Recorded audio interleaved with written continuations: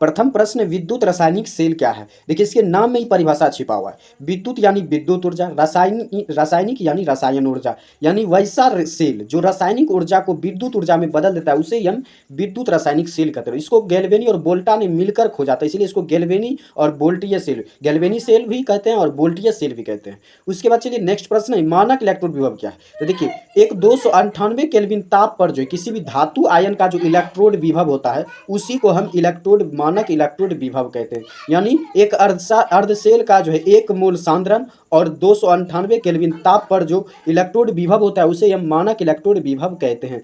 उसके बाद चलते हैं लवन सेतु क्या है? देखिए लवन सेतु जो होता है वो होता है यू आकार का लवन सेतु इस तरह से, और इसमें जो ये दो धातु को, दो जो लवनों को एक साथ जोड़ने का काम करता है। कि जैसे मान लीजिए 2 गिलास है, अब 2 गिलास इस दोनों को जोड़ना है तो इसमें हम एक यू आकार का पाइप लगा देंगे तो इससे इसका पानी इसके पानी से जुड़ जाएगा, तो इसी को हम लवन सेतु कहते हैं। यानी कि लवन सेतु जो यू आकार का एक कांच का नली होता है जो अर्धसेलों को जोड़ने का काम करता है, और इसमें अक्रिय विद्युत अपघट्य जैसे paramecium chloride, ammonium chloride, ammonium nitrate भरा हुआ रहता है। और इसका कार्य क्या है कि लवन सेतु का कार्य जो होता है वो दोनों अर्धसेलों को जोड़ने का काम होता है। इसके बाद ये आंतरिक सेल के परिपथ को पूर्ण करता है। उसके बाद यह दोनों सेल के विद्युत अपघट्य के बीच विद्युत उदासीनता को हमेशा कायम रखता है।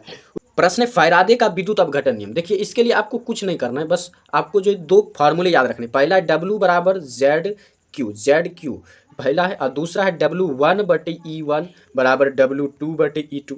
बस यही 2 फार्मूला याद रखेगा, आपका फैराडे का विद्युत अपघटन नियम हो जाएगा। इसको पहला नियम कहते हैं, इसको फैराडे का विद्युत अपघटन का दूसरा नियम कहते हैं। तो देखिए W बराबर ZQ कहने का मतलब क्या है कि कोई भी सेल यानी कोई भी बैटरी है उसमें जितना ज़्यादा आप बिजली देंगे यानी विद्युत धारा देंगे उतना ही इलेक्ट्रोड पर पदार्थ मुक्त होगा। यानी प्रवाहित होने वाले आवेश जो है इलेक्ट्रोड पर मुक्त होने वाले पदार्थ की मात्रा के सीधा समानुपाती होता है। जहाँ पर ये W जो पदार्थ की मात्रा है, Q आवेश से, Z है विद्युत रासायनिक तुल्यांक। उसके बाद दूसरा देखते हैं W1/E1 बराबर W2/E2। इसका मतलब क्या है? इसका मतलब है 2 अलग अलग बैटरी, मान लीजिए ये बैटरी है ये बैटरी है, अब दोनों में आप बिजली समान देते हैं, इसमें भी उतना ही आवेश देते हैं जितना कि दूसरे वाले में। तो इस पर जो इलेक्ट्रोड पर जो पदार्थ मुक्त होगा वो W1, इस पर पदार्थ मुक्त होगा W1। ये जो है तुल्यांकी भार है E1, ये तुल्यांकी भार है, और इसका तुल्यांकी भार हो जाएगा E2। तो यानी किसी भी विभिन्न अर्धसेलों में, किसी भी विभिन्न सेलों में जो है इलेक्ट्रोड पर मुक्त होने वाले पदार्थ की मात्राएं और तुल्यांकी भार, इलेक्ट्रॉन पर मुक्त होने वाले पदार्थ का तुल्यांकी भार का अनुपात हमेशा बराबर होता है।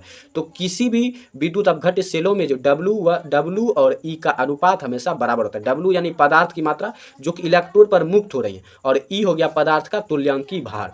तो मुक्त होने वाली पदार्थ की मात्रा और तुल्यांकी भार का अनुपात हमेशा हर एक विद्युत अपघट्य सेल में बराबर होता है। ये हो गया फैराडे का विद्युत अपघटन का नियम। उसके बाद चलते विद्युत रासायनिक तुल्यांक है, जैसे कि W बराबर ZQ अभी हमने पढ़ा, तो W बराबर ZQ, तो Q मान लेते हैं कि आवेश है, Q मान लिए क्या आवेश, तो ये एक, तो Q बराबर मान लेंगे 1, Q बराबर अगर 1 मान लेंगे तो W बराबर हो जाएगा Z, यानी W है पदार्थ की मात्रा। यानी किसी भी विद्युत अपघट्य में 1 कूलम आवेश प्रवाहित करने पर इलेक्ट्रोड पर जितना पदार्थ की मात्रा मुक्त होती है उसे ही हम विद्युत रासायनिक तुल्यांक कहते हैं।